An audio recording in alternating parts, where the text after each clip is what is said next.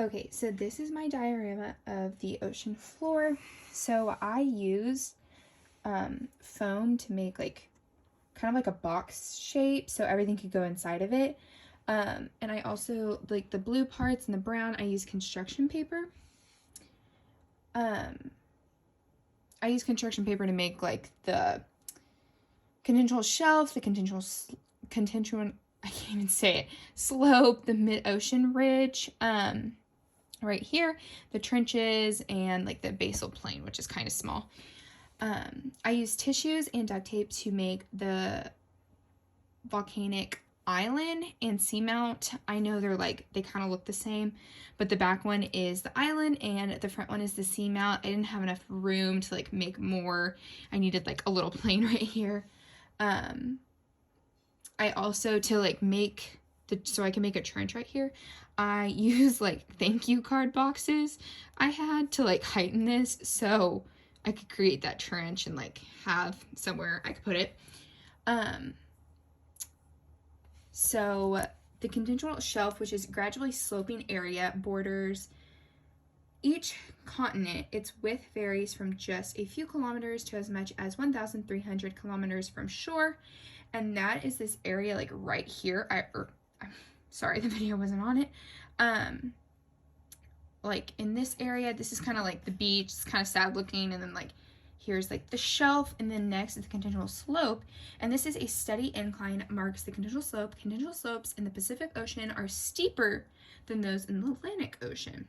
So right here is the trench. I know in the picture she gave us there was like two sides of everything. I didn't have enough room to do that, but this is the little trench right here. Trenches are canyons that include the deepest spots on the earth. The Morainian Trench in the Pacific is 11 kilometers deep.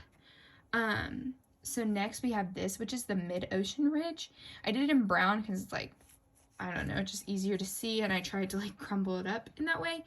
So this consists of many peaks on both sides of a central valley. The chain of undersea mountains runs all around the world. That's what this is. So this back little triangle one right here is the volcanic island. So pretty much when volcanoes on the ocean floor erupt, they can create mountains so high that their peaks break the surface of the ocean. As the lava cools and hardens, an island forms, which I never actually knew that. This one right here is a seamount. I'm not sure how you pronounce it correctly.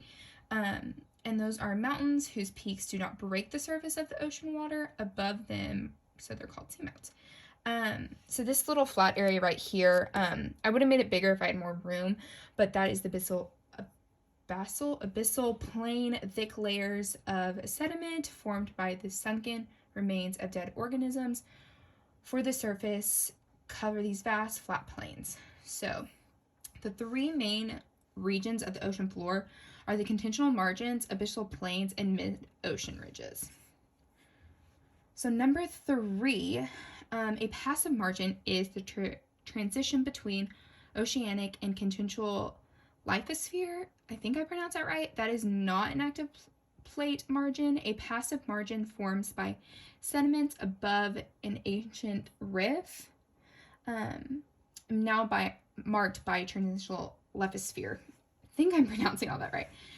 This distinction between active and passive margins refers to whether a crustal boundary between oceanic lithosphere and continental lithosphere is a plate boundary. Active margins are found on the edge of a continent where subduction occurs. So number 4, mantle convection drives plate tectonics.